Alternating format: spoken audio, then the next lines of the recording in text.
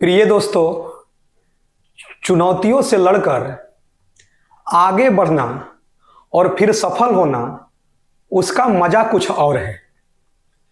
यदि अपने term and condition के अनुसार, अपने मन मुताबिक जो आपको अच्छा लगता है उसके अनुरूप आप काम करते हैं और चुनौतियों से लड़ना आपको पसंद नहीं है, तो हो सकता है कि आपको सफलता मिले, लेकिन आपकी क्षमता के अनुरूप सफलता नहीं मिलेगा। यदि आप चुनौतियों से लड़कर जीतते हैं तो आपकी क्षमता के अनुरूप आपको सफलता मिलेगा। इसके लिए मैं एक छोटी सी मोटिवेशनल स्टोरी आप तक रखने का प्रयास कर रहा हूं कि एक बच्चा जो है गर्मी की छुट्टी में अपने माता पिता के साथ अपने दादाजी के पास पहुंचा, क्योंकि आप देखते ही होंगे कि गर्मी की छुट्टियों में जब बच्चे बड़े शहर में रहते हैं, उसके पिताजी कहीं जॉब करते हैं और जब शहर में रहते हैं तो छुट्टियों में दादा दादी के पास, नाना नानी के पास जाना बच्चों को पसंद रहता है। तो वह अपने दादाजी के पास आया वो बच्चा, और अपने दादाजी से उसने पूछा, जब उनसे मिला तो, कि दादाजी, जीवन में सफल होने के लिए कोई मंत्र दीजिए। क्या आप हमें जीवन में सफल होने का मंत्र दे सकते हैं? उसके दादा ने मुस्कुराते हुए उस बच्चे से बोला कि छोटी उम्र में या तो बड़ी बात कर रहा है। तो उसके दादाजी ने बोला कि मैं तुम्हें सफलता का मंत्र दूंगा, जरूर दूंगा। रविवार को हम लोग चलेंगे, बगल के जो पौधशाला है वहां से पौधा खरीद कर लाएंगे। तो उसने बोला कि दादाजी, मैं सफलता का मंत्र मांग रहा हूं और आप बोल रहे हैं कि रविवार को पौधशाला चलेंगे। तो दादाजी ने फिर मुस्कुराते हुए बोला, नहीं, तुमको सफलता का मैं मंत्र दूंगा। रविवार आया, वो लोग घर के बगल में ही कुछ दूरी पर पौधशाला था, वहां से उस नर्सरी से 2 पौधे खरीद कर लाए।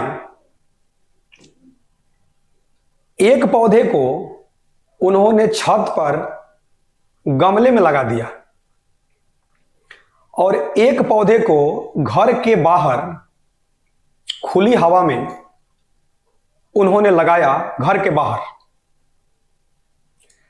तो वो बच्चा बोला कि दादाजी देखिएगा, जो घर के अंदर पौधा है उसको काफी सुरक्षा से रखा जाएगा और वह जो है बाहर वाले पौधे से अधिक ताकतवर होगा और उससे बेहतर होगा।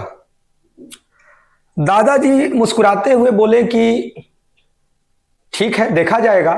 तो फिर बच्चा बोला कि इसमें देखना क्या है दादाजी, बाहर वाले पौधा है, उसको आंधी तूफान, पशु से भी है, बहुत सारे चीजों से लड़ना पड़ेगा, लेकिन घर वाला पौधा जो है, गमला वाला जो पौधा है, वो सुरक्षित है। फिर वह लड़का छुट्टियां बीता और चला गया। फिर कुछ वर्षों तक जब उसे गर्मी का छुट्टी होता था तो कहीं ना कहीं वो अपने पिताजी के साथ कहीं बड़े शहर में घूमने के लिए फैमिली के साथ चला जाता था और गांव आने का समय नहीं मिल पाता था, क्योंकि हर साल अलग अलग प्लानिंग रहते थे। तो कम से कम 3 से 4 वर्षों तक वह दादाजी के यहां नहीं आ पाया। तो जब लंबे साल हो गए तो फिर उसके 5वें साल जो हुए, जब गर्मी का छुट्टी हुआ तो फिर से घर में राय हुआ कि गांव गए हुए बहुत दिन हुआ। तो ये लड़का ने भी बोला कि नहीं नहीं, हमको भी इच्छा है कि गांव चला जाए, दादाजी से मिले हुए बहुत दिन हो गए। तो वो लोग गांव पहुंचे। उस लड़का, उसके पिताजी उसकी बहन, उसके माताजी, सब लोग छुट्टियों का एंजॉय करने के लिए फिर से करीब 5 साल के बाद फिर से गांव पहुंचे। गांव पहुंचे तो लड़का को अचानक अपने दादाजी की बातों का याद आया। जब दादाजी से मिला तो उसने बोला कि दादाजी, आपने मुझे सफलता का मंत्र नहीं दिया था। अब तो मैं कुछ बड़ा हो गया हूं, जीवन में मैं कुछ अच्छा करना चाहता हूं, तो पिछली बार तो आपने टाल दिया, क्या मुझे सफलता का मंत्र आप दे सकते हैं, क्योंकि आपने हां कहा था। तो दादाजी उसे बोले कि चलो ठीक है, चलो छत पर चला जाए। छत पर जब गया तो लड़का का नजर पड़ा, जो गमले का पौधा था तो थोड़ा सा एक वृक्ष का रूप ले लिया था, लेकिन गमले की जो कैपेसिटी होती है वह अपने जड़ों को उतना विस्तारित नहीं कर पाता है, तो उसकी लंबाई पहले के रेस्पेक्ट में तो अधिक थी। तो लड़का देखा था कि पौधा का रूप था, तो उसने बोला कि दादाजी, मैंने बोला था ना, देखिए गमला वाला कितना बड़ा हो गया है। क्योंकि वो देखा था छोटा, तो गमला में क्या था कि थोड़ा सा बड़ा हो गया था। दादाजी ने उसके बोले कि ठीक है, चलो जो बाहर हम लोग लगाए थे। तो बोला कि बाहर का क्या, उसको तो जानवर जो हैं चर गए होंगे, या आंधी तूफान में वो तो खत्म हो गया होगा। तो दादाजी ने बोला कि नहीं, मैं दोनों की सेवा करता था, दोनों की देखभाल मैं करता था, चलो देखो। बाहर जब वो गया तो देखा कि इतना बड़ा वृक्ष का रूप जो ले चुका था, जिसकी जड़ें जो हैं काफी दूर तक विस्तारित हो चुका था। वहां पर कुछ लोग खड़े होकर उस वृक्ष के नीचे बातें कर रहे थे। तो वह लड़का चकित हो गया। उसके दादाजी समझाए कि इसको आंधी तूफान सभी चीज से इसने लड़ा, सहा, इसको खुले वातावरण में छोड़ा गया था, इसने अपने जड़ों को, जितनी इसको दूर तक जाना था, अपने जड़ को फैलाते गया, लेकिन गमले का एक छोटा कैपेसिटी था, वह अपनी जड़ों को उतना विस्तारित नहीं कर पाया। तुमको दिखाई दिया कि पहले के रेस्पेक्ट में वो बड़ा हुआ है, लेकिन जो बाहर था उसके रेस्पेक्ट में न जाने कितने गुना बड़ा है। तो वो बच्चा कहा कि हाँ दादाजी, ये तो सही है, मैं समझ गया कि बाहर वाला ही बहुत बड़ा रूप ले चुका है, लेकिन मुझे सफलता का मंत्र दीजिए, सफलता का मंत्र मैं जानना चाह रहा हूं। तो बोले कि अभी भी तुम नहीं समझे, मैंने तुम्हें सफलता का मंत्र दे चुका। बोले कैसे? बोले कि बेटा, तुम अपने सुविधा के अनुसार यदि तुम काम करोगे, वर्क करोगे, मेहनत करोगे, पढ़ाई करोगे अपने सिचुएशन के अनुसार, जब तुमको अच्छा लगेगा हम पढ़ेंगे, जो हमारा टर्म एंड कंडीशन होगा उसके अनुसार हम काम करेंगे, तो हो सकता है कि तुमको सफलता मिले। जैसे वो पौधा भी बड़ा रूप ले चुका था, वो भी, लेकिन अपनी क्षमता के अनुरूप गमले वाले पौधा विकसित नहीं हो पाया, क्योंकि दोनों सेम पौधे मैंने लेकर आया था, एक को गमले में लगाया और एक को खुले में बाहर लगाया। खुले वाले ने काफी चुनौतियों को सहा, संघर्ष किया। तो जो अधिक संघर्ष करेगा, जिसको अधिक चुनौतियां मिलेंगी, वो जो अधिक तपेगा, वही उसके रेस्पेक्ट में जिसको सुविधा मिला है, उसके रेस्पेक्ट में कई गुना रफ्तार में उसकी सफलता मिलेगा। तो बच्चा अब धीरे धीरे बातों को समझने लगा। बोले कि बेटा, चुनौतियों से लड़े, चुनौतियों से लड़कर जब सफलता मिलता है तो वो सफलता सुविधा के अनुसार, अपने टर्म एंड कंडीशन के अनुसार, जब मन करेगा काम करेंगे, जब मन करेगा पढ़ेंगे, तो वो आपको उतनी मजबूती नहीं देगा। हो सकता है, मैं बार बार बोल रहा हूं, हो सकता है आप सफल हो जाएं, लेकिन जो चुनौतियों से लड़कर अपने दायरे को विस्तृत करते गया, जैसे वो जड़ अपने को विस्तृत करते गया, और जब उसकी हाइट इतनी बढ़ गई कि वो लग रहा है कि वो आकाश से बातें कर रहा है, लेकिन गमले का पौधा आकाश से बातें नहीं कर रहा है। तो यदि तुमको आकाश से बातें करना है, आसमान से बातें करना है, तो चुनौतियों से लड़कर आगे बढ़ना पड़ेगा।